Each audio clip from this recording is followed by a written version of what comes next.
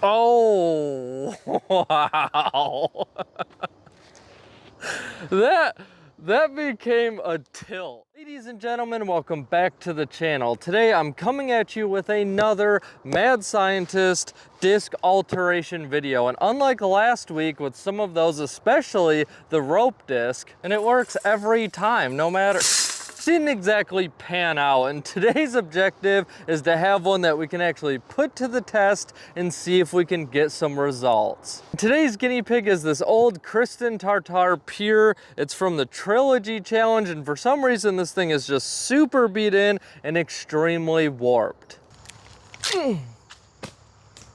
Today's goal is very simple. We want to extend the flight plate of this disc. And no, I'm not just gonna slap some stuff on top. I'm actually gonna try to put it on the bottom, make some relief cuts in the rim so that way it can fan out. It's discreet, hidden from your TD, and it should, in theory, maybe give us a little more glide. Up first, as you guys know, we have to head to hole 4, AKA the workbench, and give it its first test throw.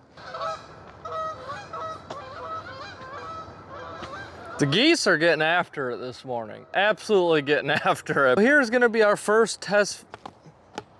So here's gonna be our first test flight with the Latitude 64 Pure. Now, I don't think I've ever really thrown one of these, maybe sometime in the past, but I think more or less it's supposed to just be a nice flip up, kind of dead straight flyer, maybe even a little understable, especially with how beat in this thing is. But I'm just gonna push it down this left side. Hopefully it flips up, just kind of drifts back to the fairway. We're just looking for simple and straight. Today's goal, extend the glide.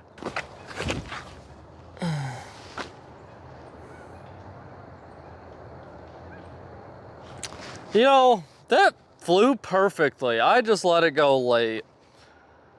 There is nothing like starting off your day with a 10-minute expedition out in Rat's Nest. It is abysmal, but we are gonna run that back, try to get one more solid throw under our belt. I'm feeling a lot more confident this time around.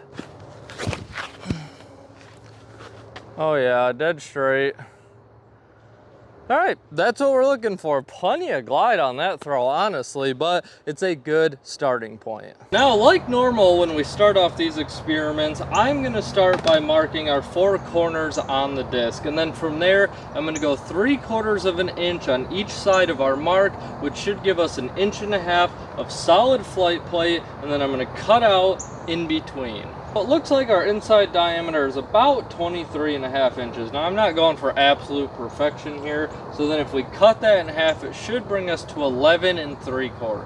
Actually gonna go 1 inch on each side of the line, just so we don't cut our rim too thin that it just falls apart.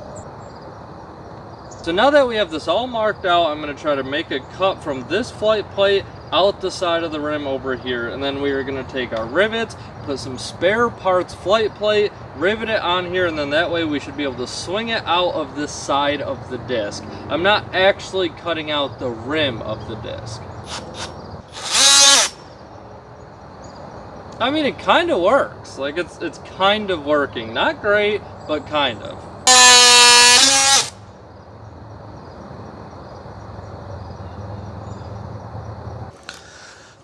Again, guys, I'm sorry about the mic. It is literally my worst habit. Like, when I had to go pick up our Pure, I always unplug it. Whenever I walk out of range of the receiver with the microphone still on, it'll mess the audio up for like the rest of the recording. And so a lot of times I forget that I hook it on my camera, but thankfully it's pretty quiet.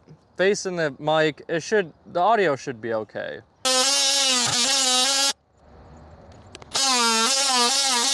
The one problem that I'm currently running into is the blade is actually melting the plastic, and then as you know, I stop cutting in that area, the plastic then re-hardens, almost resealing all of the cuts that we are making.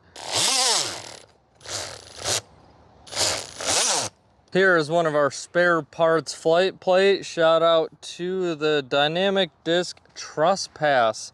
This is their prime. I think they're cheap plastic. I'm not sure where this one came from, but it is gonna work as our under the flight plate mounts that hopefully fan out. So we're gonna go about 3 7/8 for our total length. Our openings are about 4 inches, but we're gonna go 3 7/8, and then we're gonna add quite a big back to it. I think that will be the peak of the circle, or this will be more of an oval. Will be that 3 7/8, and then it will kind of teardrop around on each side. Guys, I'll be honest, since I started posting these videos, I've had quite a few people, especially on Facebook, always comment saying, what's the point of this? That disc can't be PDGA approved, this, that, and the other thing. Do you see this? If you have this going into a disc, it is not PDGA approved, okay? I can promise you that. Now, I know those people don't actually watch the videos and understand that we're just trying to explore, just try to reinvent the disc, try to spice some things up, you know, have a good time and just do it in the name of science. But if there's one thing I can I can tell all of you guys, I am under the full realization that this is not PDGA approved. This plastic is just not cutting well. It's not staying open. It just keeps melting and then taking over the hole again. Very frustrating.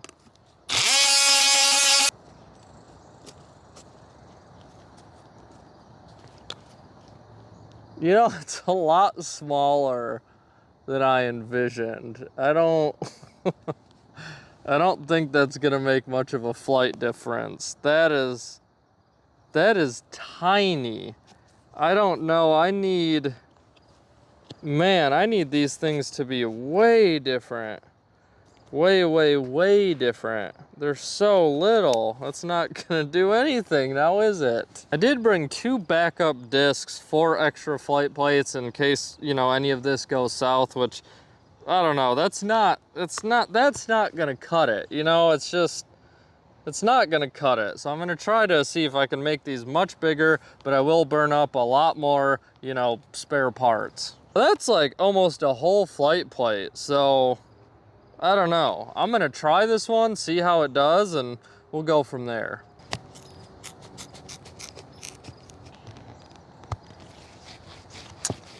Nope, this is not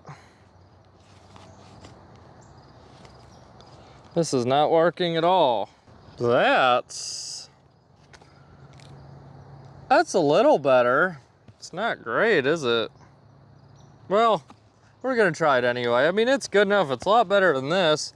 And, I don't know, it's a start. I mean, at the end of the day, it's still gonna be, a 50% increase on the flight plate. So it's a good starting point. If it works out, maybe we'll do a V2.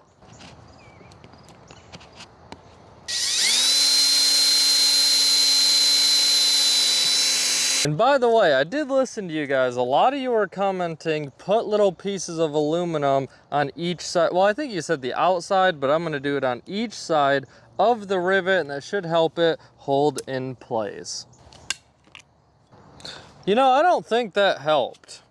I don't think that helped at all. The metal comes right off. I also saw somebody say use plastic rivets. Maybe that's what I need. I don't know, but because it's cut and fed through here, it's actually pinched, and it will hold itself just fine, but what the heck? Well, what the heck, guys? That didn't do anything.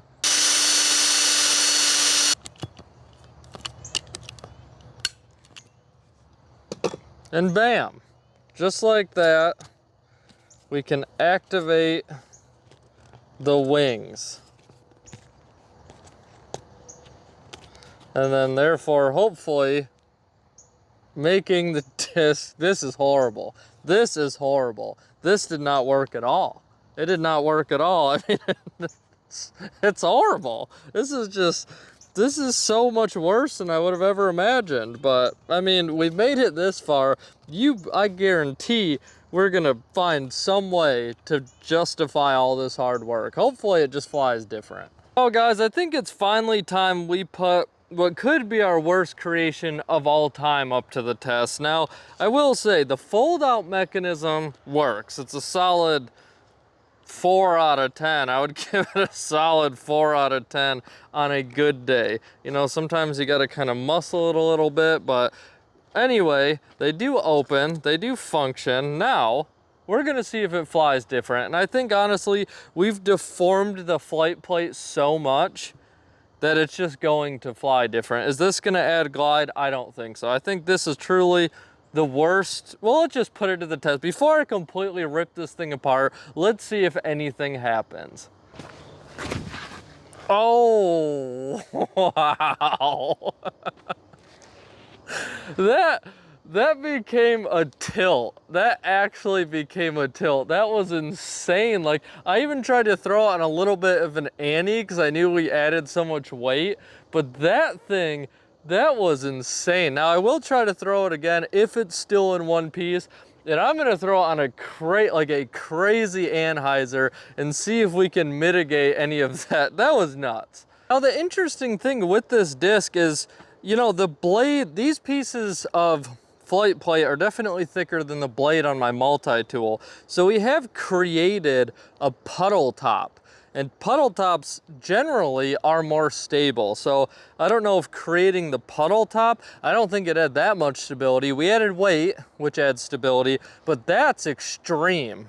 I'm gonna throw this disc on a huge ante, see if we can get any kind of S. We definitely, the glide's not there. Needless to say, the glide is still eluding us on our quest to, you know, reinventing the disc golf disc, but we're gonna put it on extreme ante, see what happens. Oh my gosh. That thing, this, you know, I'm glad I didn't give up. I really thought about giving up like 5 times, but that is so just squirrely. It's so unbelievable how stable that is. That thing came out of that ante in less than a second. I'm trying it one more time purely because it's fun. There's just no way. I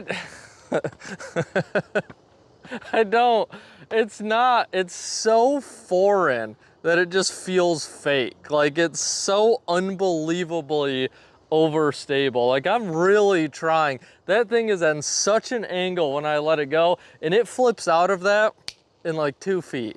I actually was getting everything packed up, and then one more idea popped into my head. And if any of you guys have ever thrown a tilt, you'll quickly understand and learn that it actually throws better upside down. So that is what we are gonna try with our monstrosity here. Maybe if we throw it upside down, it might go more than 80 feet down the fairway. Oh yeah. Oh no, we hit it. We actually hit a tree, and I think I saw pieces of the disc fly out. Not ideal. So I am gonna quickly try this much closer point of view so you guys can actually understand how overstable this thing is. From the tee pad, it can be kind of difficult purely because it was cutting to the left so fast there was no flight to really capture. So I am just gonna kind of give this a soft little layup toss. I'm gonna throw it dead flat so you guys can see how it reacts. Oh no, I didn't mean to hit the tree. Oh, I mean, as you guys could see, by the time it got there, it was already literally vertical. It was straight up and down, and now she's probably done. We'll be honest, that thing's probably done now. That's gonna wrap up today's video on this disc. Now, unlike the other ones, I didn't have an immediate name that popped into my head. So if you guys have any name suggestions for this awesome, just masterpiece of a disc, make sure you leave them in the comments below. Like I mentioned, I thought about throwing in the towel on this project several times. That build took a lot longer than I'd like to admit, but when we actually got around to throwing it, it had the most extreme reaction of any experiment we've had thus far. And yes, we did add weight, but I'm telling you guys, that was not calling for all that extreme stability. Even putting the puddle top on it, I'm still shocked at how drastic it changed. So I do think it has something to do with the fins, and I did learn that the faster it was spinning,